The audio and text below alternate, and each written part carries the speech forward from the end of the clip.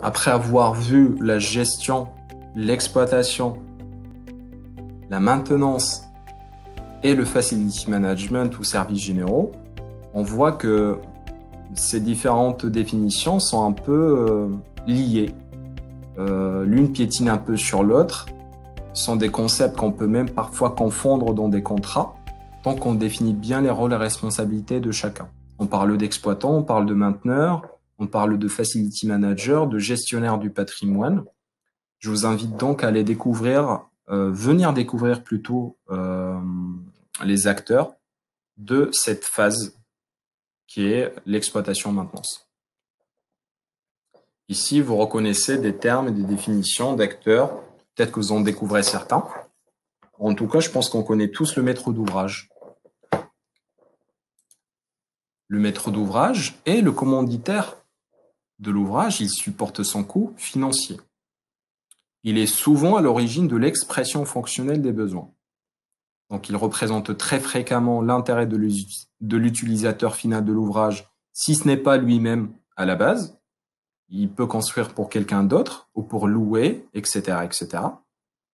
Et à ce titre, quand il commande un bâtiment, il va le réceptionner, voire il va assurer ou on fait assurer l'entretien annuel. Donc, il est responsable du bâtiment. Son métier au maître d'ouvrage couvre le spectre de l'ensemble des actions liées à la naissance et à la vie de l'ouvrage. C'est-à-dire qu'il est responsable de la phase de programmation où il a imaginé le bâtiment, il a suivi un peu la conception, comment elle va être, la phase réalisation jusqu'à la réception. Puis après, une fois l'ouvrage est réceptionné, c'est-à-dire prêt à l'emploi, prêt à l'exploitation, à l'utilisation, il est encore responsable jusqu'à la fin de la vie de l'ouvrage. On va parler de gestionnaire d'actifs. Ce qu'il faut savoir, c'est qu'un actif, c'est quelque chose qui a de la valeur. Donc un bâtiment, c'est un actif et tous les composants du bâtiment sont des actifs. En anglais, c'est souvent connu sous le nom de asset manager. Lui, il doit optimiser et valoriser les actifs immobiliers en assurant le suivi commercial, administratif et financier du portefeuille immobilier. C'est-à-dire optimiser et valoriser l'actif immobilier, donc valoriser et optimiser l'ouvrage en faisant du suivi commercial, trouver des prospects s'il y a des espaces à louer ou pour le vendre, etc. Le suivi administratif parce qu'il y a de la paperasse administrative derrière tout ça. Et valoriser aussi le portefeuille immobilier ou optimiser l'aspect économique, finance de ce bâtiment-là. Donc, on a le gestionnaire d'actifs et on a le gestionnaire d'immobilier. Ce dernier, il assure la gestion locative et technique. Donc, c'est différent du suivi commercial, administratif et financier.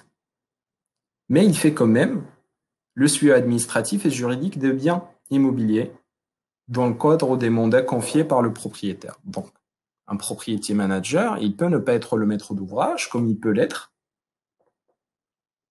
et il doit conseiller pour valoriser le patrimoine. Si celui n'est pas à lui, il doit conseiller. Si c'est à lui, il doit justement valoriser son patrimoine. Et surtout assurer la gestion locative et technique. Si ce n'est pas lui qui occupe son bâtiment, par exemple, prend un promoteur immobilier qui fait des HLM, par exemple, il doit construire des bâtiments pour les louer, pour les mettre en location. Donc, il fait la gestion locative, le gestionnaire d'immobilier. Et technique, parce qu'un bâtiment, il faut le maintenir en état. Il n'y a pas que la démarche administrative financière, comme on a vu tout à l'heure, il y a aussi la démarche technique. Et du coup, il est responsable property manager.